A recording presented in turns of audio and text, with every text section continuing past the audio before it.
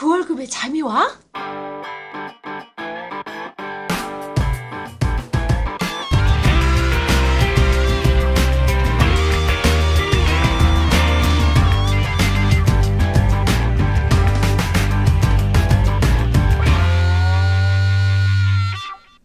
예, 안녕하세요. 그 월급에도 잠이 오게 하는 방송, 머니스토리 TV, 뭉치 양승민입니다. 반갑습니다. 사부님. 예, 반갑습니다. 이창구입니다. 예, 오늘도 사부님 모셔서, 지난 시간에 이어서 경제신문 제대로 읽는 방법에 대해서 강의를 들어보도록 하겠습니다.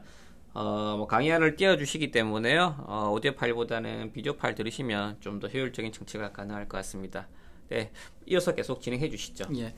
네. 지난 시간에 경제신문을 읽는 방법을 말씀을 드렸고, 경제신문의 좋은 그런 효용성을 쭉 말씀을 드렸는데요.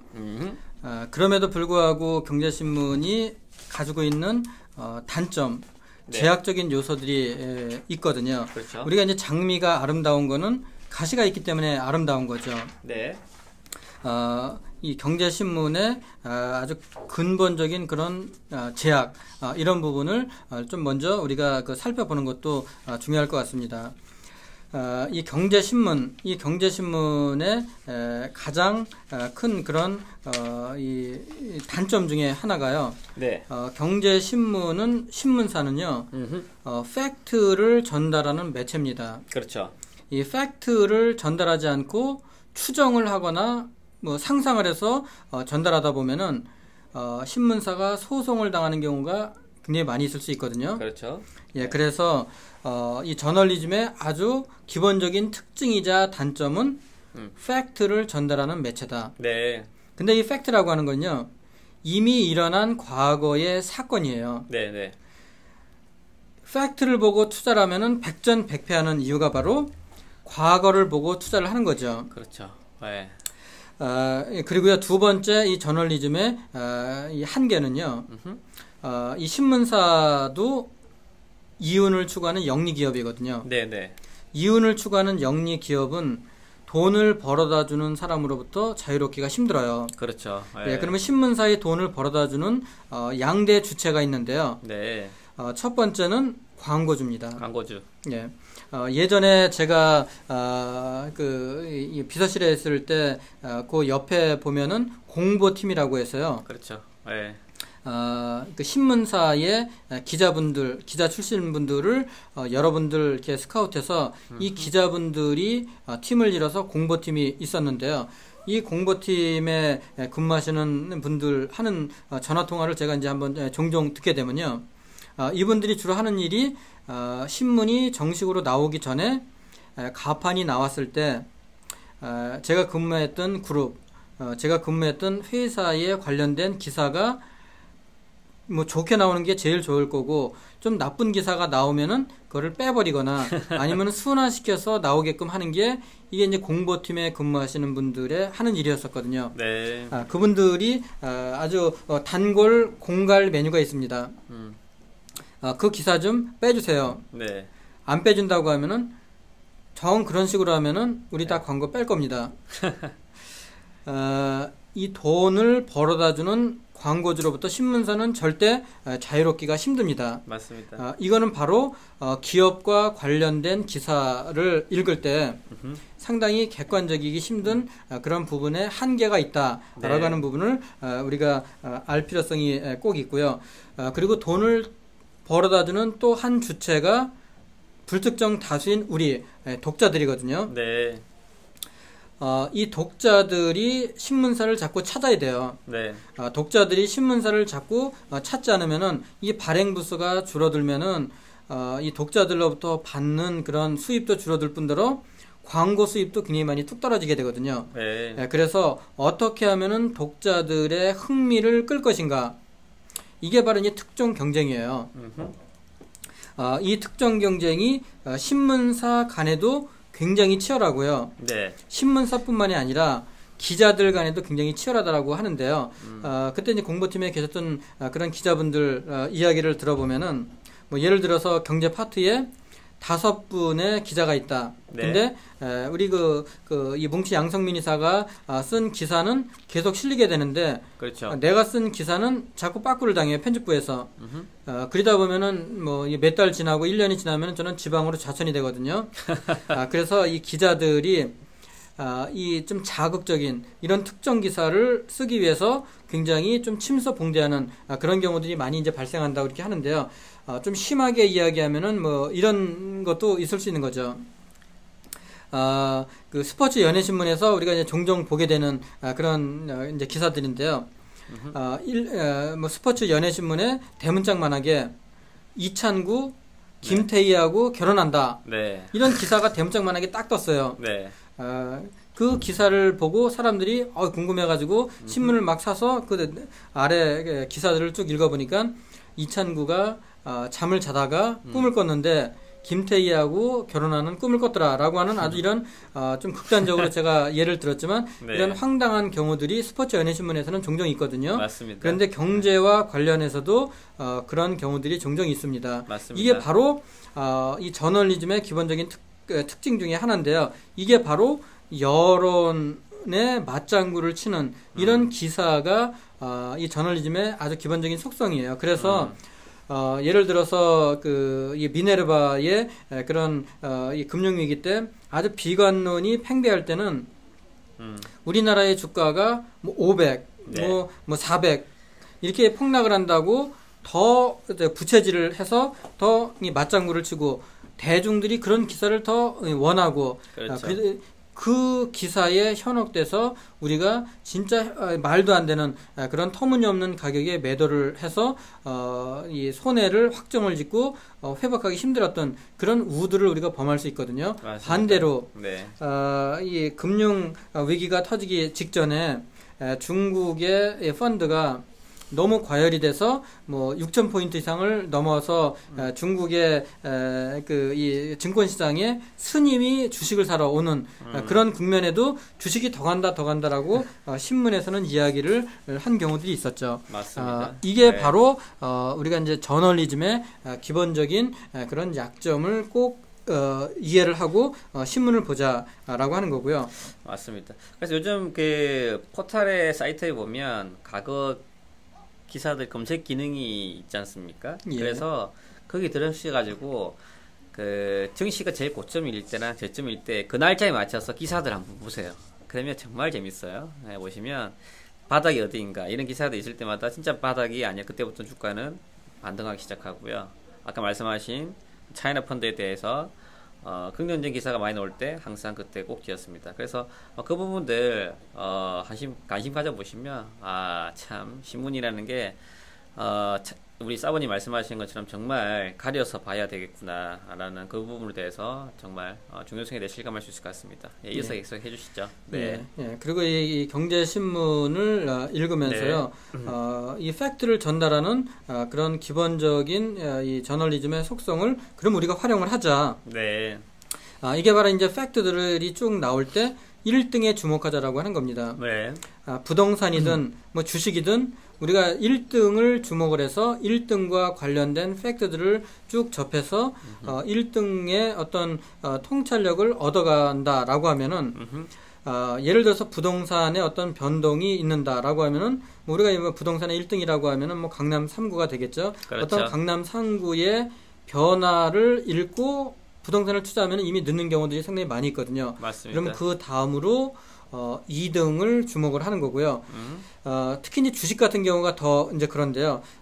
저는 우리 개인 투자가들이 주식을 투자를 할 때 직접 투자는 2등과 3등의 주식을 가지고 투자하자라는 말씀을 이제 꼭 드리는데요. 네. 1등은 간접 투자를 통해서 우리가 투자를 하는 겁니다. 펀드를 통해서 우리 개인들이 접하지 못하는 그런 정보들을 기관 투자가들이 선점을 했기 때문에 기관 투자가들에게 우리가 돈을 맡겨서 간접 투자로 1등을 투자를 하고 네. 우리 개인 투자가들은 이렇게 신문과 여러 가지 증권사 리포트를 통해서 1등의 흐름을 계속 주목하다 보면은 예를 들면은 삼성전자의 흐름을 통해서 어떤 반도체의 흐름이라든지 또는 디스플레이의 흐름을 파악을 하면은 그 다음에 2등의 흐름을 어느 정도 우리가 예측을 할 수 있습니다. 맞습니다. 그러면은 네.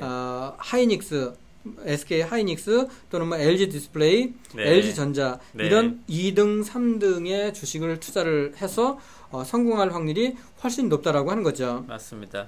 네. 이게 바로 이제 우리가 팩트를 이용하는 1등에 주목하는 방법이고요. 네, 굉장히 네. 중요한 포인트인 것 같습니다. 예. 네, 네. 그리고 이 팩트를 보고 투자하는 거, 이거는 아까 말씀드렸던 중국 펀드나 아니면 미네르바 이야기처럼 팩트에 항상 우리는 신문을 보면서 좀 삐딱하게 거꾸로 읽고 그리고 청개구리 입장에서 한번 고민해 보는 거. 이게 그래서 이제 아까 경제신문을 받았을 때 일면 머릿 기사가 왜 이 신문사에서는 일면 머릿 기사를 이거로 실었을까라고 하는 거를 한 5분에서 10분 정도 눈을 감고 연상해 보는 거, 이런 것들이 여기서도 마찬가지로 거꾸로 읽고 청개구리, 이 소수자의 입장에서 읽는 거, 이게 이제 팩트를 가지고 우리가 통찰력을 키워가는 팩트를 활용하는 또 이제 두 번째 방법이 될 수 있을 거고요. 네, 맞습니다. 예, 그리고 이제 팩트를 쭉 읽다 보면, 이 경제신문을 쭉 읽다 보면은 이 개별적인 팩트들이 연속해서 시리즈로 나오는 경우들이 연속성을 있는 경우들이 우리가 종종 접할 수가 있을 텐데요. 예전에 제가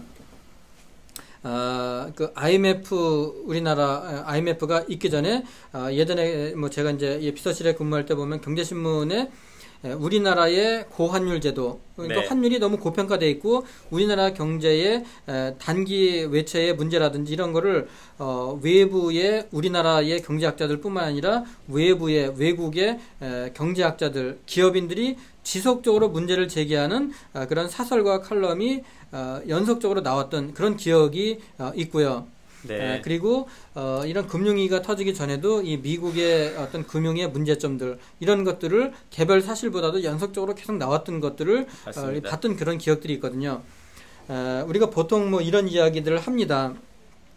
주식 투자를 할 때 우리가 아무리 머리가 똑똑한 사람들, 우리 이 뭉치 양성민사 같은 경우 굉장히 IQ가 높으신 분이라서 멘사의 회원, 네. 멘사 회원이시죠? 아이고, 왜 그러십니까? 예. 네. 우리나라의 아무리 머리가 좋은 멘사 회원들도 네. IQ가 200이 되지 않거든요. 네. 이 보통의 범인들은 보통 한 100에서 한 120 정도겠죠. 네. 시장의 IQ는 우리가 1000이라고 이렇게 이야기합니다. 네, 네. 아무리 머리가 좋은 사람도 절대 1000을 이길 수 없거든요. 맞습니다. 예, 이 시장의 IQ 1000이 바로 연속적인 흐름이 바로 시장의 이 1000이 이야기해주는 그런 내용인 거죠. 이 중요한 포인트인데, 이게 바둑에서 이런 얘기가 있어요. 9급 10명이 모여서 10시간을 얘기해봐라 이거지. 부동산 1급이 10초면 보는 한 수를 못 본다 이거죠. 그 맥락인 거죠? 예, 그렇습니다.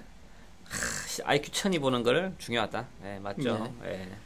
예, 그리고 이 팩트를 볼 때 아까 이제 말씀드렸던 것 중에서 이 특종에 대한 기자들 간의, 신문사 간의 그런 과도한 경쟁, 네. 이런 거를 우리가 낚이지 않기 위해서는 확정, 추진, 이런 거를 우리가 잘 좀 확인해서 읽어볼 필요성이 있다.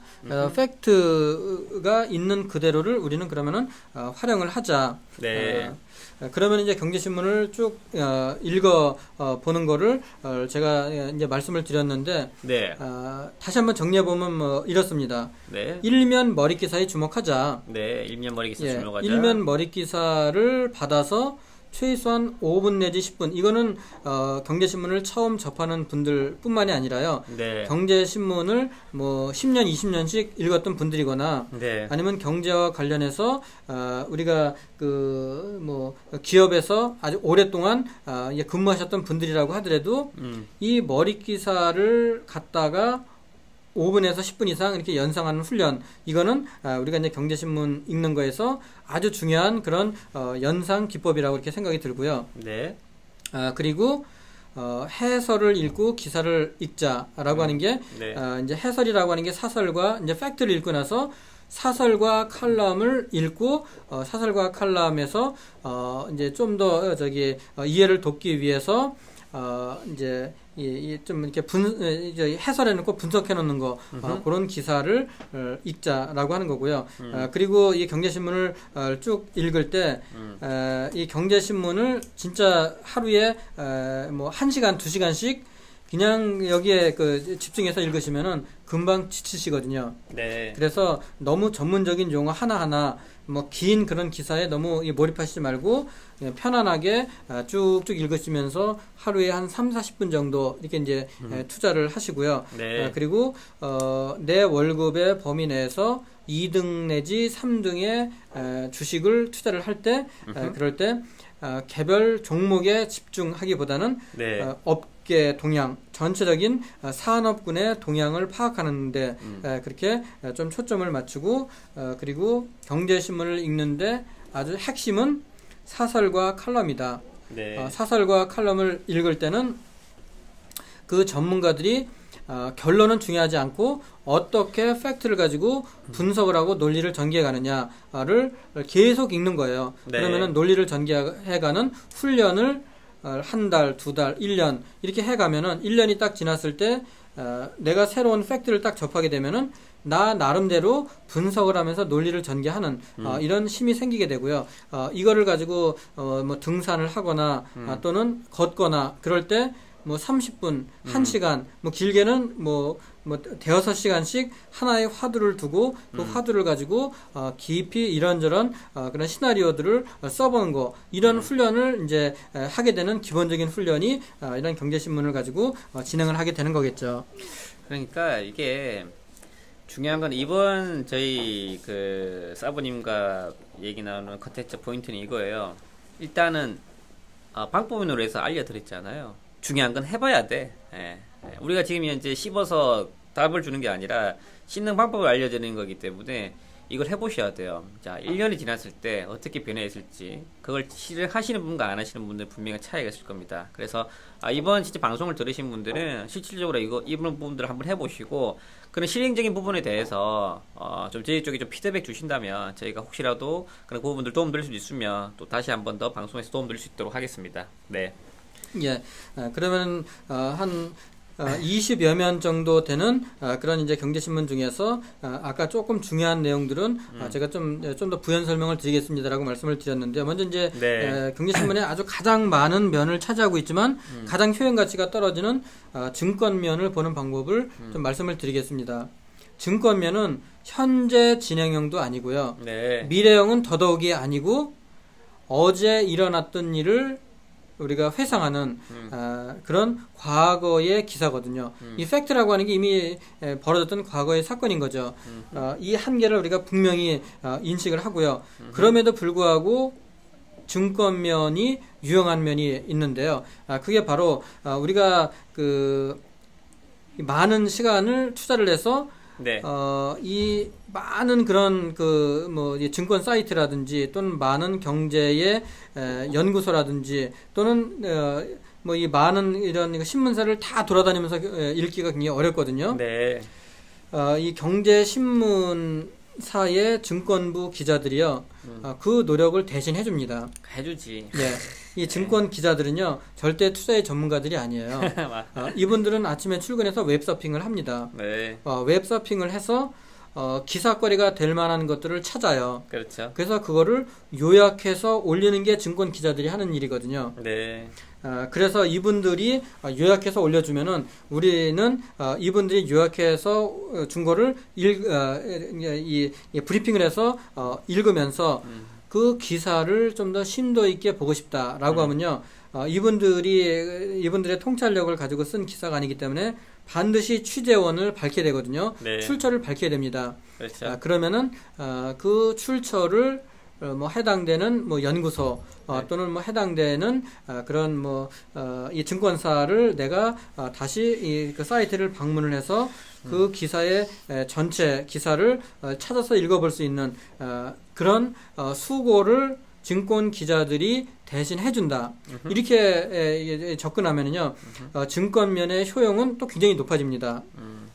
그렇게 이제 증권면을 활용을 하는 게 좋을 것 같고요. 그리고 과거 기사를 이제 반추한다는 생각으로 읽어라. 이 말씀이 중요한 포인트인 것 같은데, 특히 증권 종목들의 얘기도 있지만, 그 펀드 수익률에 대한 얘기가 종종 나와요. 그러면 지금 현재 펀드 현황들 해서 현재 이 시점에 수익률 좋은 것들에 대해서 나열을 하는 것들이 있는데, 그거 보고 투자하시면 대부분 실패할 확률이 굉장히 높아요. 그 전에 투자하셔야지 수익이 높으신 거지. 대부분 수익이 많은 상태에서 들어가시면 오히려 수익이 많이 나지 않는 확률이 굉장히 높습니다. 작년에 1등 했던 펀드가 그 다음에 1등하는 펀드가 1등하는 경우가 극히 드문 거랑 비슷한 맥락인 겁니다. 그래서 과거라는 거에 대해서 반드시 유념하시고 증권 기사 그리고 펀드 관련 기사 읽는 게 중요한 포인트이지 않을까 이렇게 생각이 됩니다. 네. 예, 그리고 이제 금융상품면이요. 예, 금융상품면을 읽을 때는요, 1년 만기 정기 예금의 금리 동향을 반드시 주시하는 게 좋을 것 같습니다. 네. 이거는 뭐 차후에 이제 또 한번 이제 말씀을 드릴 텐데, 이 자본주의 작동 원리의 아주 기본적인 원리가 돈의 절대적인 가치. 그게 바로 이제 금리거든요. 네네. 이 금리 중에서, 이 지표금리라고 하는 게 우리나라는, 이 채권에, 이 장기물이 많지 않다 보니까 우리나라는 3년물을, 지표금리로 삼고 있는데요. 이 1년 만기 정기예금 금리가 3년 만기 국채 금리에 수렴을 하고 있거든요. 네. 그래서 1년 만기 정기예금 금리는 우리 일반인들이 쉽게 접근할 수 있기 때문에 신문사에서 1년 만기 정기예금의 금리를 동향을 이렇게 계속 이렇게 기사로 실게 되는데, 이게 바로 돈의 절대적인 가치인 금리의 변동을 우리가 추적을 하는 겁니다. 네. 이 금리의 변동이 결국은 이 돈이 어떻게 움직이느냐라고 그렇죠. 하는 돈의 쏠림을 이해할 수 있는 그런 키 포인트이기 때문에 1년 만기 정기예금 금리, 즉 이 금리에 우리가 그 신경을 쓰자라고 하는 거고요. 이 금융상품 면에서는요, 뭐 세세한 그런 상품에 대한 우리가 팩트를 파악하는 것도 중요하지만, 지금 현재 돈이 어떤 금융상품으로 쏠리고 있느냐, 이거를 살펴보는 게 굉장히 중요합니다. 그렇죠. 지금 얼마 전에 이제 끝났던 제일모직 공모 청약에 네. 시중에 30조 원 이상의 자금이 공모 청약으로 쏠렸고요. 뭐 기관 투자가들 같은 경우에는 뭐 이번에 뭐 400조 원 이상의 이런 자금들이 네. 몰렸다라고 하는데요. 네. 왜 그러면은 지금 이런 공모주의 자금들이 몰리는가? 이런 자금의 흐름, 또 어떨 때는 단기 부동자금으로 MMF로 자금이 확 쏠릴 때가 있고요. 네. 이런 자금의 쏠림이 그때그때의 경제 상황을 우리가 판단하는 그런 좋은 그런 이 키가 될 수 있을 거라고 이렇게 생각이 들고요. 그리고 또 좀 재밌는 이런 접근이기도 한데요. 이 경제신문을 읽다 보면은 이 광고면, 네. 광고면 중에서도 이 사채 광고의 양을 가지고 우리가 어떤 투자의 판단에 정보를 활용할 수가 있을 텐데요. 네. 이제 경제가 이제 상당히 이제 어려워져서 시중에 돈을 구하기가 어려울 때, 예, 이럴 때는요, 경제신문에 사채 광고가 굉장히 많아져요. 유동성이 부족할 때. 그렇죠, 예. 사채 광고가 많아진다라고 하는 건 유동성이 부족한 거거든요. 리스크가 커지고. 예. 1금융권과 2금융권에서 자금 조달하기 어려워요. 네. 이럴 때는 반드시 우리는 주식 투자를 할 때 코스닥 그리고 작은 소형주는 절대 피하는 게 좋고요. 이 사채 광고의 양이 적어지면은 시중에서 돈 구하는 게 수월하거든요. 네네. 이럴 때는 유동성이 풍부해요. 유동성이 그러면 풍부하다. 1금융권과 2금융권을 통해서 좀 부실한 그런 회사들이 대출로도 용이하게 자금을 조달할 수 있고 채권을 발행해서도 자금을 조달할 수 있거든요. 이건 어디 뭐 논문이 있는 건 아니시죠? 경험치로 이렇게 말씀해 예, 주시는 제 거죠? 경험적인 이야기입니다. 근데 되게 논리적이고 일리가 있을 것 같아요. 예, 저도 이거 굉장히 좀 유명한 전문인 것 같은데요. 네. 예, 그래서 이 사채 광고가 좀 적어질 때는 코스닥 소형주를 투자를 하는 게 좋을 수 있죠. 지금은 어때요? 최근에 사채 광고 많이 늘어나고 있습니다. 최근에 그래서 개인 투자자들 지금 많이 피부고 있으신 것 같으신데요. 사채 광고가 많이 늘고 있다니까 그 부분 유념하시는 게 좋을 것 같습니다. 네. 예, 부동산은 저는 부동산의 전문가가 아니기 때문에 부동산은 간략하게 이제 말씀을 드리면은 어쨌든 부동산도 우리가 항상 1등에 주목하자. 네. 예, 그리고 계량적으로 좀 접근을 해서 부동산의 선행지표인 경매 낙찰가율의 변화에 우리가 좀 주목을 하고 그리고 부동산의 동행지수라고 이야기할 수 있는 건축 허가 면적, 미분양 주택 통계 그렇죠. 이런 것들에 우리가 이제 좀 더 관심을 갖자. 네. 이렇게 이제 부동산 쪽에는 좀 계량적인 그런 부분을 말씀을 드리고 감으로 투자하지 말자라고 하는 부분을 저는 부동산 쪽에서 꼭 말씀을 드리고 싶습니다. 특히나 부동산 쪽에는 강구성 기사가 워낙 많죠. 예. 대부분이 강구성 기사니까 좀 많이들 언론되시는 것 같아요. 네. 예, 그리고 이 마지막으로 국제 기사 이 면에서는요.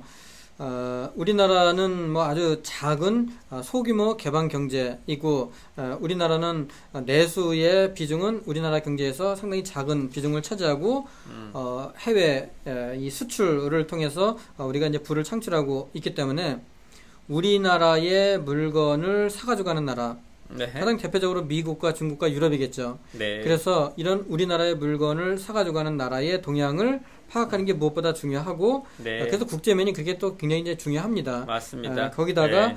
지금 미국의 힘이 많이 약해졌다라고 지난번에 이제 미국과 중국의 패권층들도 말씀을 드렸지만 그래도 지금의 기축통화는 미국의 달러거든요. 그렇죠. 그래서 미국의 기축통화가 위축이 되면은 세계 경제는 더 큰 위축이 오기 때문에 네. 이런 채찍 효과, 나비 효과 이런 것 때문에 우리가 미국, 중국, 유럽의 경제 동향을 꼭 염두에 둬야 되고요. 네. 그리고 우리는 원자재를 사서 물건을 만들어서 파는 나라다 보니까 이 원자재의 동향, 환율 동향 이런 동향들이 경제의 선행지표거든요. 네. 그래서 이런 선행지표의 흐름도 꼭 파악하는 게 중요하고요. 그리고 주요 글로벌 CEO의 발언, 예를 들면은 스티브 잡스가 어떤 이야기를 했다. 이런 이 주요 CEO들의 발언이 굉장히 이 자산 시장에 영향을 미치게 되고요. 이제는 우리나라의 주요 CEO들의 하는 발언도 이 세계 시장에 영향을 미친다고 이제 이야기를 들었습니다. 그래서 지금 시간까지 이제 쭉 이제 말씀드린 내용이요.